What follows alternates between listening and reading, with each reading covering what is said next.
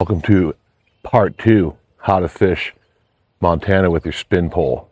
I'm going to roll a little footage here in a second of brown trout I caught in this big slough yesterday while I was making the Kelly Island amazing access video, and if you haven't seen that one, get over there and watch it.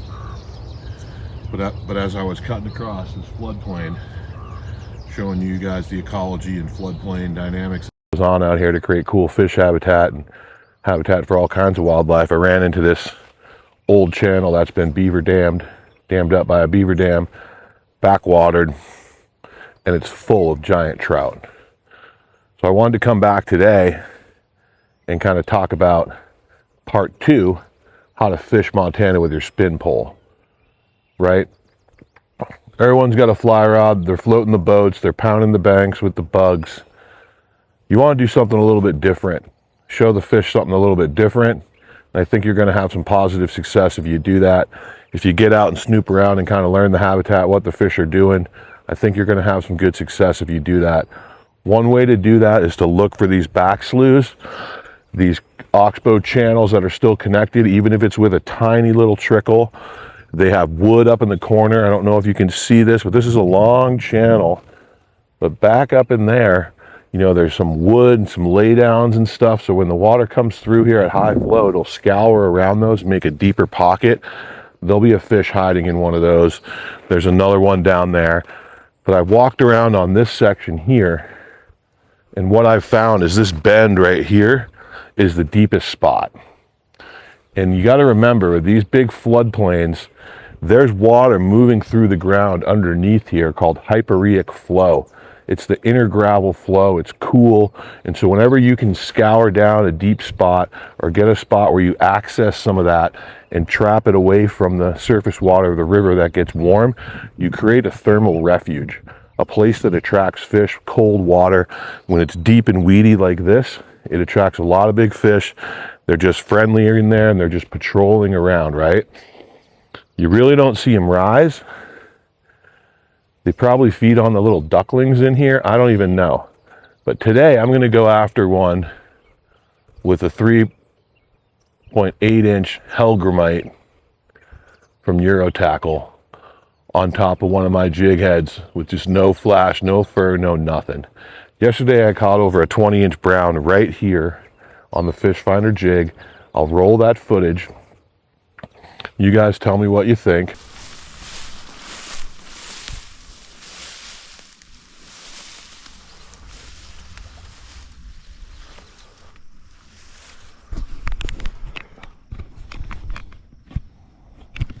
This is an interesting deep back slough with fish sitting right there. Not sure what that is. Wouldn't be surprised if that was even a small pike. Didn't like my line moving.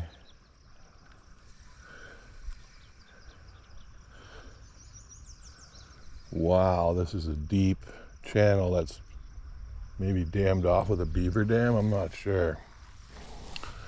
I'm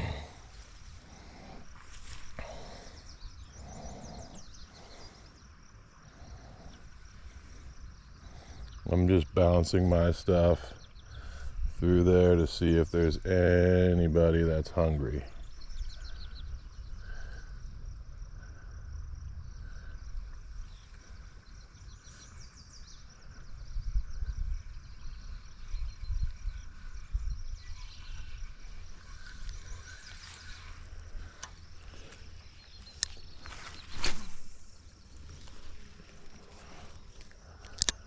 And then I'll just get up and move all the way down to the end. I can hear water trickling down there.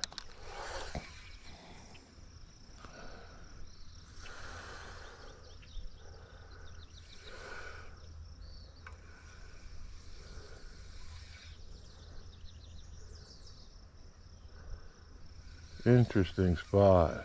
You know this cuts into the groundwater, so it's nice and cool in there.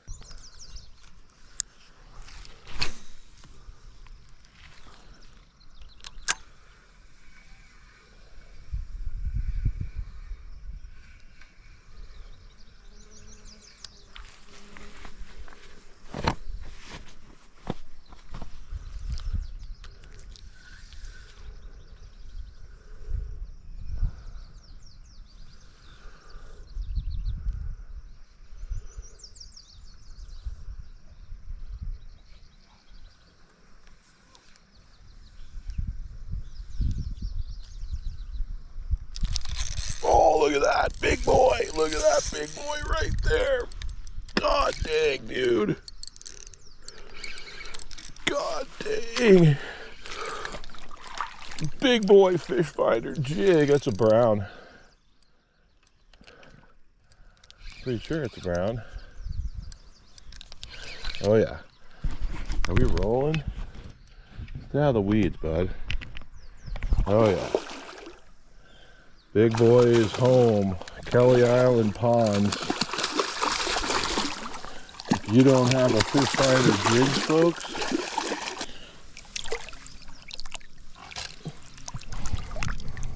how's that for a Montana brown trout? Going about 20 inches. Fish finder jig right in his mouth.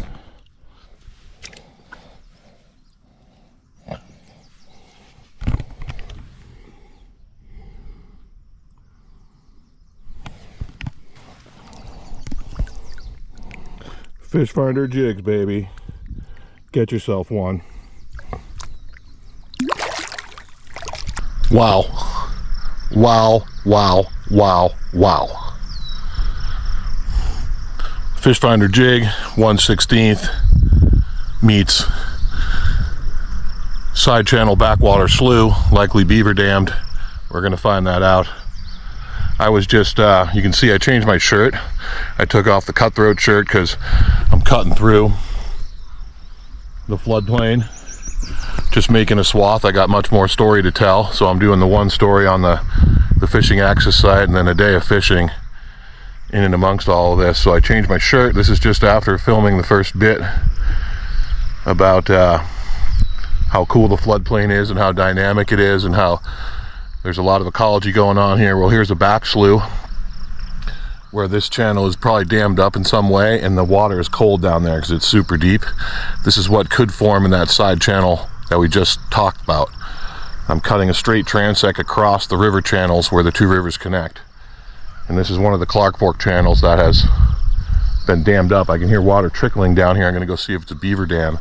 It makes this giant pond on here. I was just thinking about, man, this wasn't here when I used to travel around this place quite a bit back when I was in college, and we'll get into that more in the other video.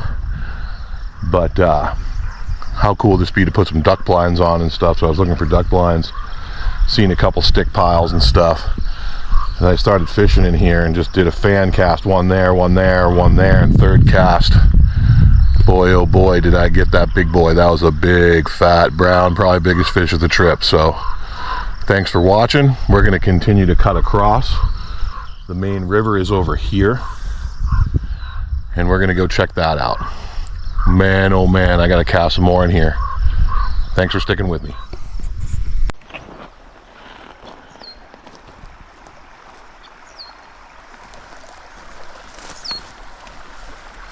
All right, here's the beaver dam that makes that pond happen. I was just around the corner up there. This is some of the cool ecology that occurs on these floodplains. Is when the right spot exists, the beavers are here to dam it up. This is part of the floodplain sponge that you'll hear me talk about in the Amazing Fishing Access Sites video, episode 3. Of course, today I'm out in the Kelly Island Let's Go Fishing part 2 video, where I just caught that monster brown. And you want to know why there's a dozen other fish like that in that pool, is because beavers, the ecosystem engineer that they are, they know where to put their dams. And they look for places like this where there's a very well-connected floodplain, where the river is predictable and it's dropping down and the snow melt and the channels form in the summer, where they can build a dam and do their business and stock up food for the winter time, and then prepare for the higher flows in the spring and how they deal with those in these same channels. This is a very vibrant floodplain ecosystem. You can see the birds eating the bugs. I just jumped a deer over here. I'm going to continue my swath across this thing looking for the main channel. But this is a dammed up side channel that would be a spring creek. Now this is getting warmer, but down in that deep pocket there, because that's the deepest part of this channel, that's where the cold water that's flowing through this whole prism of gravel and cobble, you can see the sponge is coming out cold, and that's why there's a dozen fish or more in that hole, like the size of that brown, because it's easy living. They can swim up and eat a duck every now and then, or whatever other food that they need, and go down in the hole, and nice and cold, where the rest of this stuff really warms up in the hot sun, unless you're getting right close to where the springs and stuff bubble out of the ground. So we're going to continue across and find some more fish. It was super cool to see the habitat that was formed that created that giant that I'll remember forever. All right, here we are again, just trying to cut our way out of that beaver pond channel, and here's evidence that the beavers have been working in here for a long time.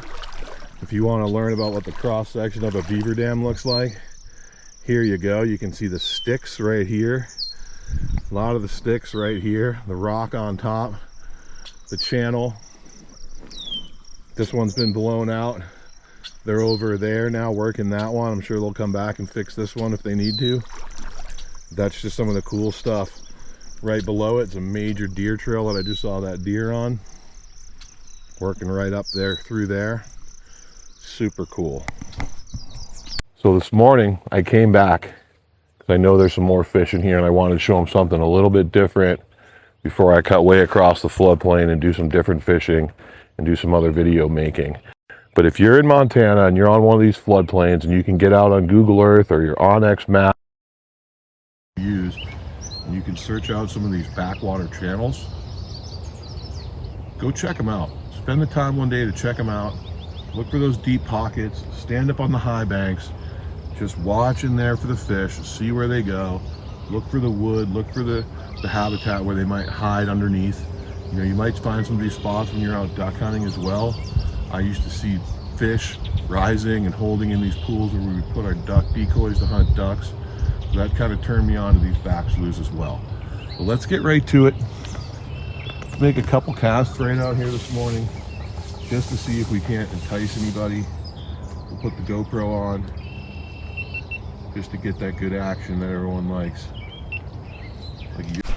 Like you're fishing, the POV angle. All right, so it's just a simple hellgrammite. We're gonna let that thing just dance out there, and we're gonna see what will happen.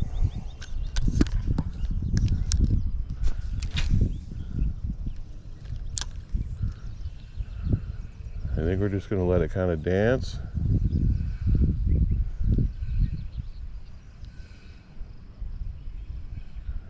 Little movements. A nice, easy meal to eat. You know, these fish aren't dumb. These are some of the biggest fish in the river, so that I'm not thinking you can come back in here every day and catch one.